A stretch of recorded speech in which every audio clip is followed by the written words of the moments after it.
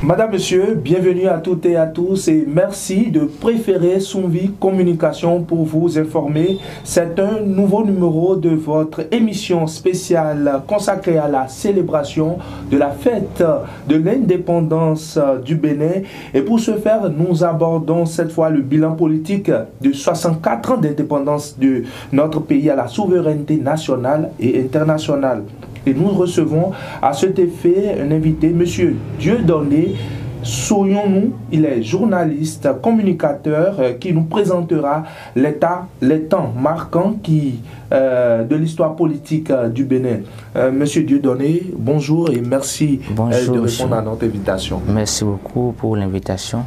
Eh bien, sans plus tarder, nous allons entrer dans le vif du sujet. Nous sommes de plein pied dans la célébration des 64 ans d'indépendance de notre pays. Dites-nous, de la période d'indépendance jusqu'à nos jours, qu'est-ce qu'on peut retenir concrètement de façon globale des temps marquants de cette période politique de notre pays? Merci beaucoup, monsieur le journaliste. Je remercie la chaîne Soumvi Communication qui me donne cette opportunité de me prononcer sur cette actualité. 64 ans d'indépendance, c'est très important dans la vie d'un pays comme le Bénin en Afrique, parce qu'il faut noter que c'est à partir de 1960 que notre pays, comme beaucoup d'autres États africains, ont réellement pris le contrôle de leur destin en main. Même si nous ne continuons pas à croire que nous ne sommes pas encore totalement libres sur beaucoup d'autres points. La période Maga, qui a été le début de cette indépendance, va déboucher sur la période Mathieu Crékou en 1972 avec des coups d'État. Et de 1972 à 89, nous allons connaître une autre période qui part de 89 à 90, où nous allons maintenant amorcer le chantier de la démocratie. Il faut noter que ces périodes précédemment citées n'ont pas été totalement reluisantes, même si tenaient en eux des programmes alléchants et riches pour le pays, le développement du pays. Ce sont des périodes qui ont secoué nos libertés, remis en cause l'intérêt général, fatigué peut-être à la limite, si je n'exagère pas, le citoyen.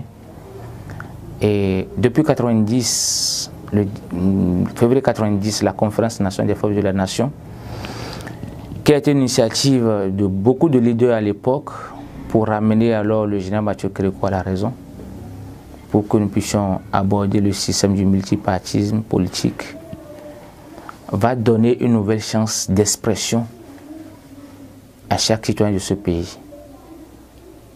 Donc voilà un peu ce que je peux dire. De 90 alors jusqu'à ce jour, nous avons connu des progrès. On ne peut pas dire que la démocratie aussi a été dans son contexte satisfaisant. Ça a laissé d'ouverture à la pagaille aussi, sur d'autres plans. Les détournements et l'instabilité au sommet de la gestion politique. Ce système a fait que nous avons connu la création de plus de 200 partis politiques pour environ 10 millions d'habitants. Et avec le nouveau président, ou le président qui a pris le pouvoir en 2016, je vais nommer le président Patrice Talon, nous avons connu un système qu'on va appeler le nouveau système partisan, qui va limiter la création des partis politiques, toujours dans le cas de renforcer le développement du pays. Parce que, figurez-vous, la création de ces partis politiques était considérée comme des entreprises à la recherche de gains faciles. Parce qu'il y en avait qui investissaient et gagnaient le pouvoir. Des députés peut-être, ils investissaient peut-être pour un chef d'État. Et une fois au pouvoir, ils ont des exigences qu'ils imposaient. Il y en a qui revendaient leur voix pour retrouver des moyens et repartir sur le terrain politique. C'était devenu comme une activité commerciale où un groupuscule de personnes peut se retrouver dans une chambre et créer un parti politique. Des gens d'une famille, on peut rentrer dans une famille et avoir 2 partis politiques créés là. Des gens se levaient et créaient juste des partis politiques pour en faire un fonds de commerce. Mais avec le nouveau système partisan, qui est pour moi un grand progrès, même s'il reste à faire, on a limité un peu cette pagaille-là aujourd'hui. Sur le plan économique, on peut dire qu'on a connu des progrès. Des progrès, surtout à partir de la période de 90, l'arrivée de Soglo au pouvoir en 91, il y a un effort qui a été fait pour booster l'économie, puisque la révolution de 89 était plus rattachée à la crise socio-économique qui secouait le pays, que beaucoup vont appeler des banqueroutes à divers niveaux dans le monde. Mais il faut noter notre particularité dans le pays, où la révolution était alors bloquée, malgré ces programmes très riches. Donc, aujourd'hui, nous connaissons aussi un changement. Il faut dire que depuis 1990 à ce jour, les chefs d'État qui se sont succédés ont fait ce qu'ils pouvaient. On a connu une rupture en 2016 qui évolue à ce jour. Donc on peut dire que le Bénin fait son petit bonhomme de développement depuis 1960 à ce jour. Alors, on peut donc estimer qu'il y a eu des progrès au cours de ce développement du processus démocratique de 1990 à 2024, l'année dans laquelle nous sommes, même si vous avez eu à rappeler tout à l'heure que notre démocratie, à un moment donné, avait eu des dénominations, on pouvait même traiter la démocratie de démocratie Nescafé à cause de la pagaille qui s'observait. Est-ce qu'on pourrait dire de là que l'héritage de cette démocratie ou l'héritage de la conférence nationale des forces vives de la nation n'est pas un héritage positif ou il y a encore à redire, parce que c'est une expérience que nous sommes en train d'expérimenter jusqu'à présent? Oui, le vrai problème que nous avons en Afrique, et plus particulièrement au Bénin, en tant que peuple noir, c'est de vouloir plaire à tout ce qui venait de l'Occident, ou de continuer par plaire à tout ce que l'Occident nous vend. Parce que quand on prend l'Occident, au moment où ils construisaient leur développement, ils n'ont pas la notion de la démocratie. Quand ils ont fini, ils ont trouvé des formules pour maintenant affaiblir nos États. Ils nous ont demandé d'intégrer la démocratie à nos politiques. Cette démocratie telle qu'ils l'ont définie ne répond pas à nos exigences sur le continent. Et c'est pourquoi j'aime quand Amoussou a dit une fois, je crois que c'est Amoussou qui disait que nous avons notre manière de régler nos problèmes en Afrique. Nous avons là-bas palabre. Je sais bien, si j'ai bonne mémoire, c'est lui qui le disait. Et au lieu qu'on aille vers cette démocratie qui nous est livrée, on pouvait trouver une autre formule pour redéfinir nos politiques de développement. Parce que cette démocratie a créé une sorte de liberté abusive au sein de la population, où chacun peut se lever et faire ce qu'il veut. Et même quand il a tort, et vous l'évoquez, vous dites que vous êtes interporté à atteindre ses droits, il est prêt à influencer la justice autant que se peut pour se donner raison. Et parfois, vous êtes confondu, vous ne savez même plus où se trouve la vérité. C'est ça qui a embrouillé notre démocratie à un moment donné. Et nous avons vu tout ce qui s'est passé, surtout à partir de 2015. D'abord en 2005, où il y a eu cette politique de touche pas ma constitution. Et le pays a été secoué par des mouvements. Parce qu'il y avait un candidat qui devait être candidat. Et jusqu'en 2006, on est allé aux élections. On avait nourri assez d'espoir par rapport à ces vagues de mouvements. Mais on ne peut pas dire que ce président n'a pas fait ce qu'il pouvait. Mais vers la fin, on s'est senti encore secoué. On s'est senti secoué parce que les intérêts, il y avait des chocs au niveau des intérêts.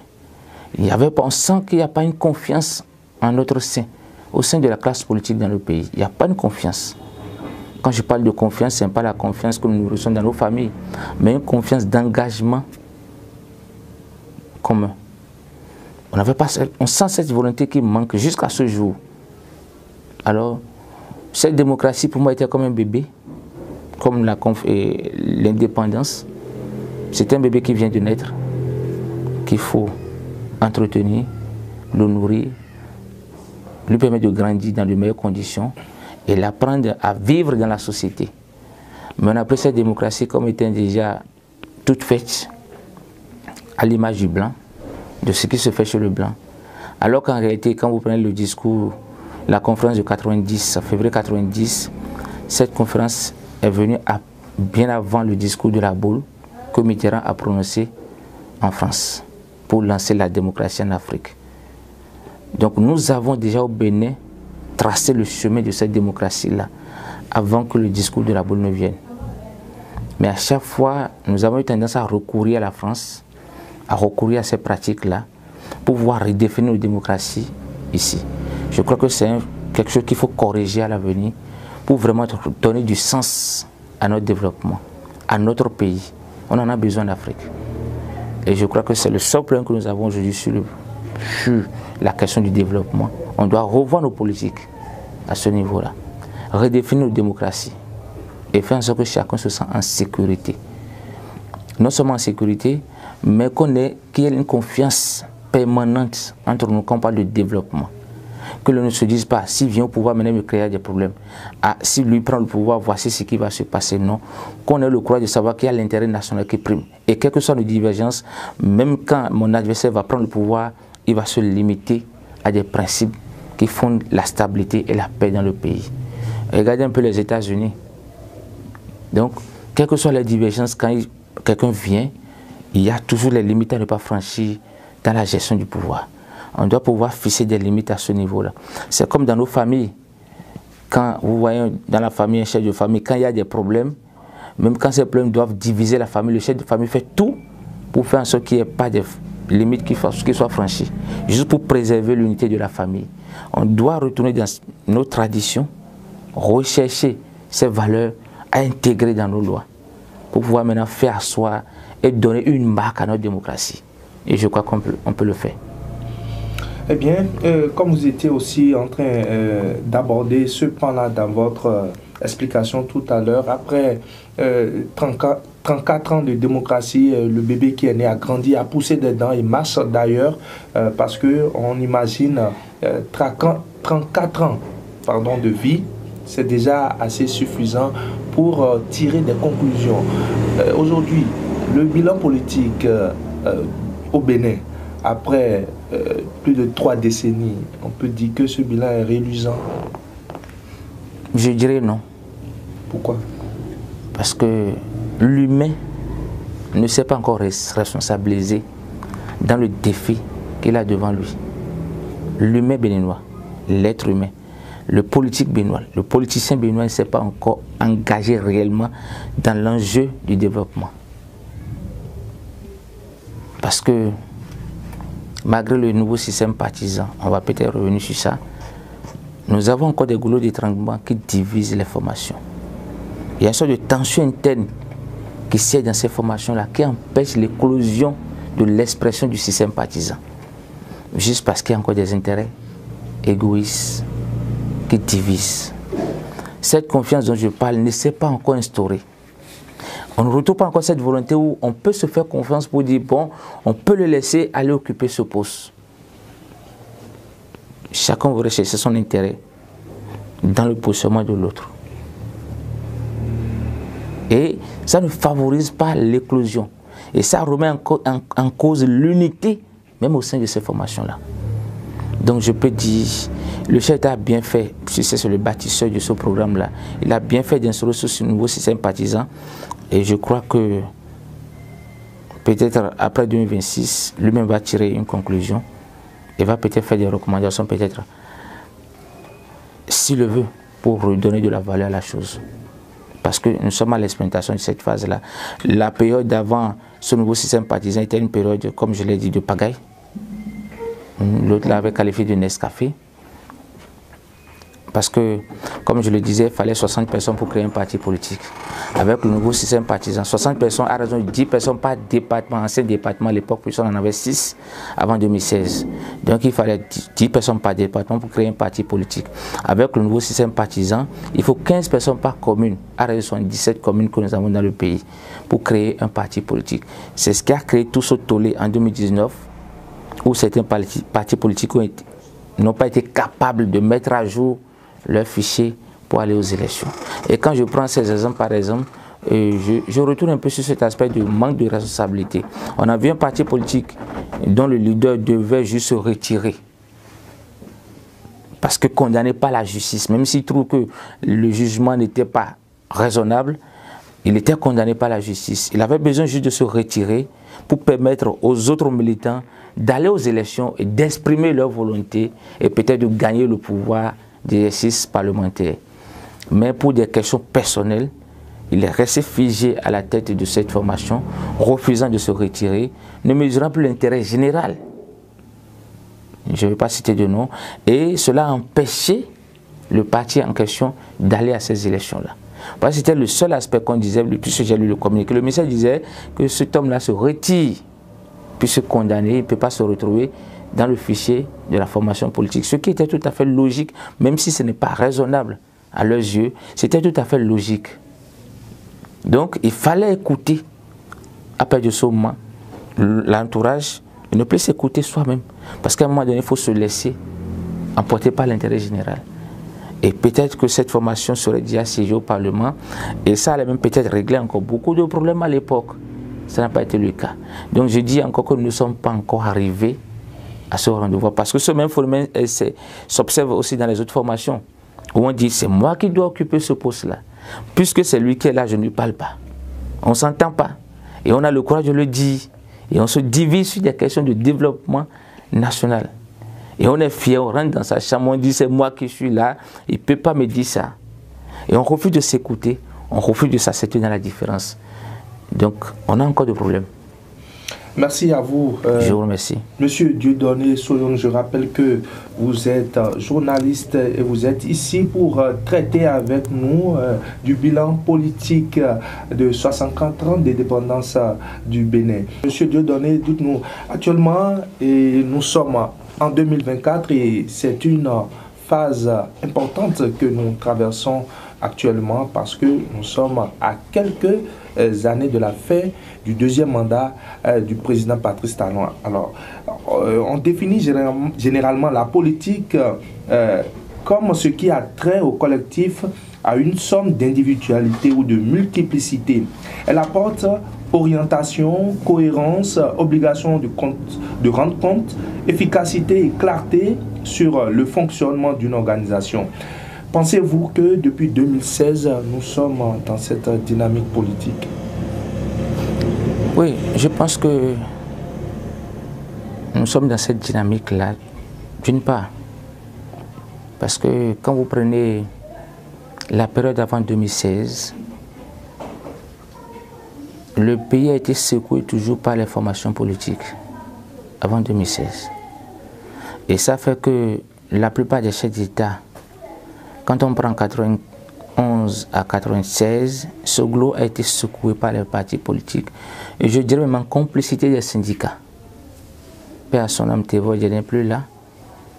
C'est lui qui était le meilleur à l'époque, sous Soglo. Et on a chassé Soglo du pouvoir, bien qu'il faisait un bon travail. Et parce qu'il y avait des questions de divergence personnelle, voilà ce qui a été fait à l'époque. Il y a Kérékou est venu au pouvoir. Kérékou nous a fait une révélation en 2005, quand il partait.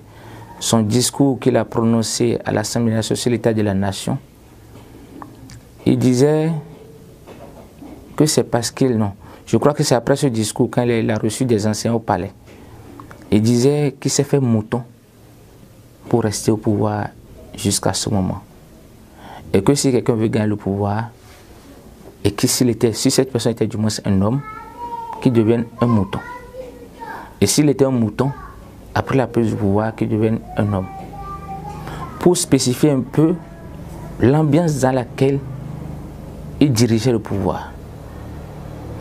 Ceci montre combien de fois un président ou un dirigeant n'est pas libre de ses mouvements à cause des influences politiques et autres. Soglo et je pense il y a Iboni arrivé au pouvoir, on a vu ce qui s'est passé au Parlement. Le Parlement à un moment donné était bloqué. On traitait le régime de tous les noms. Les mêmes qui le faisaient sont toujours là. Ils ont bloqué le Parlement. On a vu même les députés manger de l'arachide, ils tapaient la table, ils empêchaient même que le président de l'Assemblée puisse diriger les travaux. On a vu des budgets rejetés à l'Assemblée nationale. Le président de la République a été obligé de prendre des ordonnances Et il n'y a même pas eu de contrôle sur l'action du gouvernement, comme on pouvait l'espérer, puisqu'ils n'ont pas validé ces budgets-là. Il n'y a pas eu un contrôle réel sur l'action politique à l'époque. Au niveau de la santé, c'était des grèves pelées. On a vu au CNHU où des cas de malades venaient, on les laissait mourir. Et personne ne pouvait en parler parce qu'on disait qu'ils sont en train de défendre des droits. L'école, quand on prend une année scolaire, sur les 8 mois ou 9 mois, je ne sais pas combien ça fait maintenant, à peine les élèves faisaient au plus 5 mois. La formation de nos élèves était catastrophique. Vous prenez un élève qui vous dit qu'il a le bac, quand il s'exprime en français, vous vous demandez s'il a commencé le CI tout récemment. Et personne ne voyait qu'il y a un mal derrière nous, mais tout le monde évoquait un droit à défendre. Juste parce qu'on veut en découdre avec celui qui est en place. À cause des mêmes basses aussi, qui pensent que les intérêts sont mis en cause. Alors pour moi, depuis 2016, je rends hommage à Patrice Talon, l'actuel président de la République, qui pour moi n'a pas trahi mes intentions. Parce que je le disais en 2015 déjà que s'il vient au pouvoir, il va changer les choses. Contrairement à ceux qui pensent qu'il va injecter son argent dans la rue pour que les gens mangent. Parce que quelqu'un qui est arrivé à ce niveau des affaires, il a une notion d'abord de gestion, de rigueur et de discipline. Et pas de favoritisme. Et je crois que quand il est arrivé au pouvoir, c'est ce qu'il a démontré. Et donc, le système partisan qui a été initié, le nouveau système partisan, a réglé pour moi un tant soit peu ce problème-là. Je ne dis pas qu'il y a un parlement aux ordres, mais il y a une discipline aujourd'hui dans la gestion des affaires publiques. Et il y a une sorte de liberté au chef de l'État de retrouver des énergies dont il a besoin pour gouverner tranquillement le pays et exécuter les chantiers, les programmes qu'il a en main. C'est déjà une avancée. Même si à l'interne des partis politiques en question, je ne me sens pas encore satisfait par rapport à l'esprit du système partisan, pour moi, du point de vue général, ça a réglé un problème. Nous avons vu les élections de 2019. Des partis politiques ont refusé de se conformer juste aux recommandations du ministère de l'Intérieur à l'époque pour avoir leur récépissé pour aller aux élections, pour montrer à l'international que le système démocratique béninois est étouffé et que le système en place actuellement est en train de détruire les libertés. Juste pour montrer ça. Ils n'ont pas envie de se conformer aux tests. La belle preuve, c'est que les tests n'ont pas changé. En 2020, nous avons vu une formation politique de l'opposition se conformer à la loi et aller aux élections. Aux dernières élections législatives, nous avons vu une formation politique de l'opposition qui a été toujours radicale et qui a toujours dénoncé ces tests-là, qui est allée aux élections, qui s'est constituée en 2021, a refusé d'aller aux élections parce qu'il ne veut pas appliquer la loi. Et en 2022 ou bien 23, s'est maintenant conformé à la même loi qui n'a pas été modifiée dans sa forme pour aller aux élections et être représenté aujourd'hui à l'Assemblée nationale. Cela prouve que nous avons un complément à l'interne, comme je le disais au départ, de la responsabilité et de la confiance sur les enjeux de notre République. Donc pour moi, d'une part, je suis satisfait parce que le système a permis au chef de l'État de concentrer ses énergies et de pouvoir exécuter les chantiers. Et nous le voyons dans le pays depuis 2016, ce qu'il a fait de Cotonou, de Porto-Novo, Parakou, Abomey-Calavi, je peux dire dans presque tout le pays. J'ai fait un peu le tour du Nord aussi. Il a travaillé. Alors s'il n'avait pas concentré ces énergies-là pour mieux contrôler le système, est-ce qu'il pourrait y arriver? Non. On va l'empêcher. On va l'empêcher. Donc d'une part, j'approuve ces choses-là. Et je prie Dieu qu'il continue par retrouver la force nécessaire pour aller jusqu'au terme de son mandat, selon sa vision. C'est bien, nous reviendrons certainement dans nos prochaines émissions sur les différents bilans de réalisation dans chaque domaine, hein, dans chaque secteur d'activité, depuis 2016 à nos jours, de tout ce que le gouvernement Talon a pu faire pour ce pays. Mais lorsqu'on s'en tient toujours à cette dynamique politique, on voit que il y a une certaine régularité dans le financement des partis politiques aujourd'hui. Mais qu'est-ce qu'il en est du bilan? On n'a toujours pas de suite par rapport à ça. Les partis politiques sont financés à hauteur de combien et comment ces fonds, ces ressources sont-elles gérées? Bon, comment ces ressources sont-elles gérées? Ça ne revient qu'au président des partis politiques ou au bureau de nous le dire. Ce que je sais, selon la loi, en 2019, ceux qui ont pu recueillir 10%, si j'ai bonne mémoire, sont bénéficiaires d'aides budgétaires de la part du gouvernement. Et ça fait que les deux partis politiques qui étaient représentés à l'époque, je parle du Bloc républicain et l'UP, l'Union progressiste d'alors, ont pu s'organiser à avoir de sièges au plan national et des sièges départementaux, ce qui est une bonne chose. Maintenant, à partir de 2020, il y a eu toujours ce progrès-là. L'État a continué par respecter. Dans les communiqués du ministère des Finances, on nous dit chaque fois que de l'argent a été déversé à ces partis politiques-là. Il revient à ces partis politiques de faire une reddition de comptes aux militants à la base, qui s'est investi à la base pour donner ce résultat aussi. Et je ne crois pas l'avoir encore lu quelque part. Parce que l'esprit du partisan voudrait qu'il y ait une transparence aussi à ce niveau-là. Sinon, c'est des sujets qui, pour moi, peut-être demain encore vont soulever des colères à la base. Ça va créer encore des tensions. Et le même problème qu'on avait vécu au passé, par le passé du moins, avec une gestion scandaleuse des ressources, va revenir.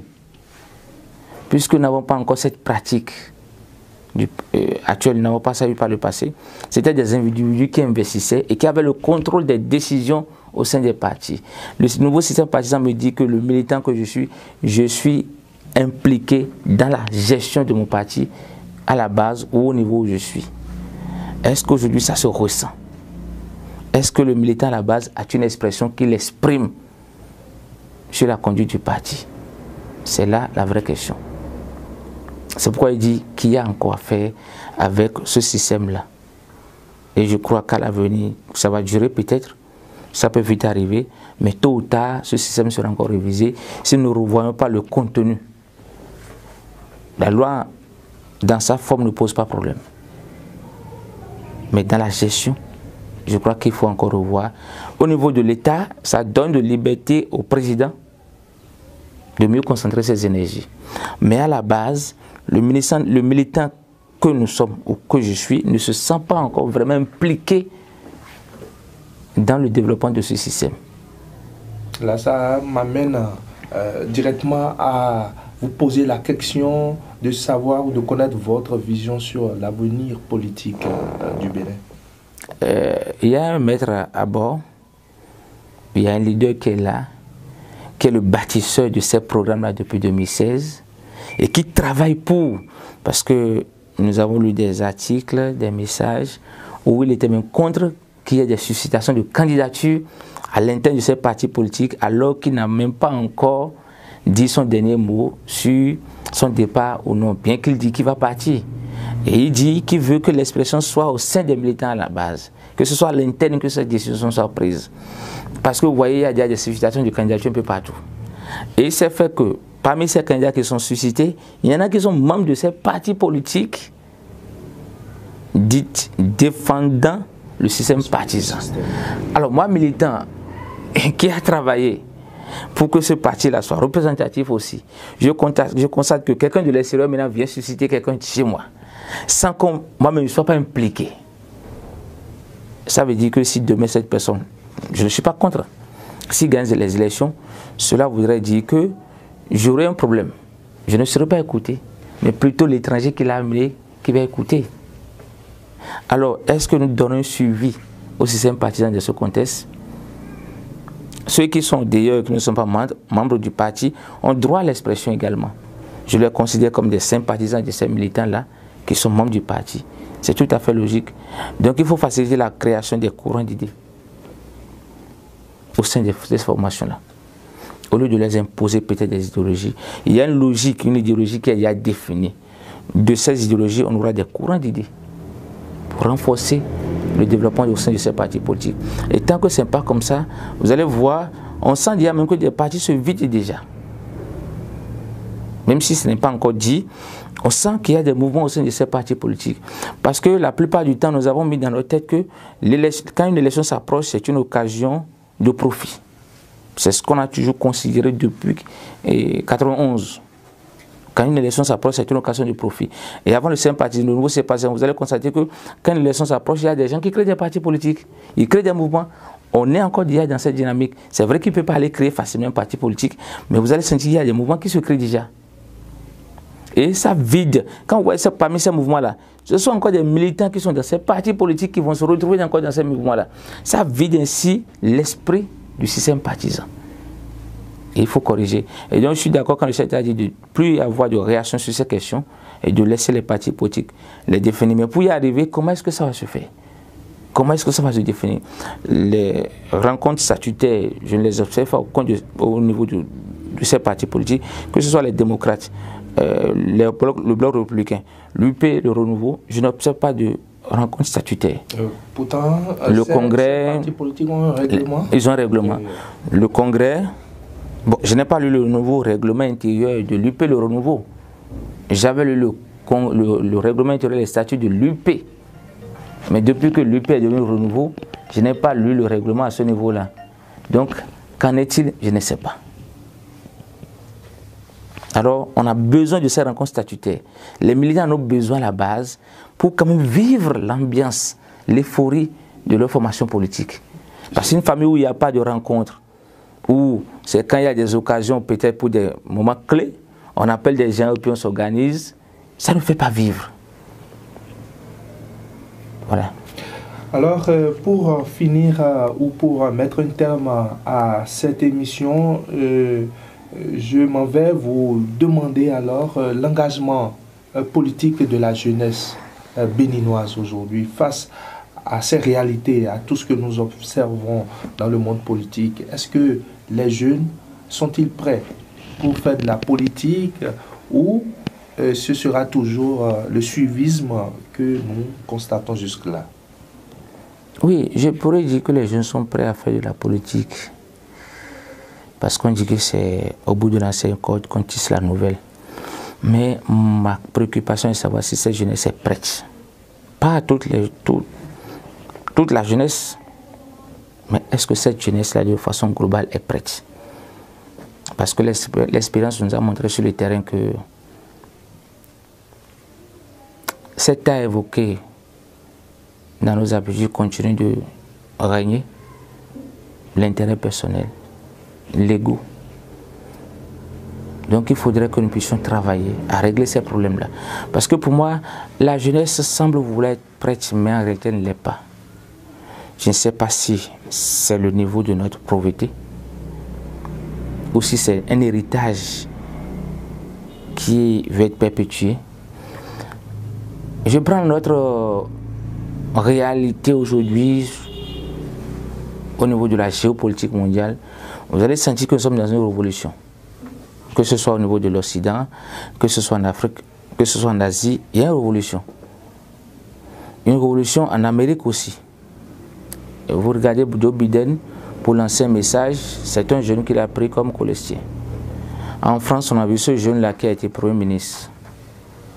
On a vu avec le jeune Badela l'engagement des Français autour de lui pour booster le Front National, que ce soit aux européennes, que ce soit au niveau des élections nationales en France.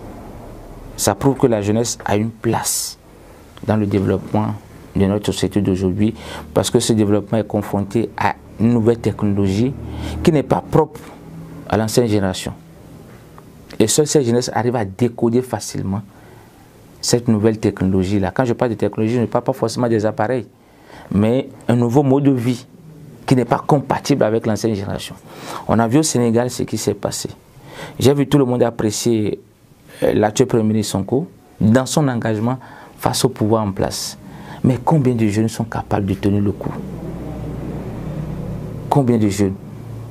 Chez nous ici par exemple. Je ne parle pas de révolte, mais combien sont prêts à s'exprimer aussi librement? Parce que même déjà quand tu constates le fait, on te dit attention, hein, tu risques d'avoir des ennuis.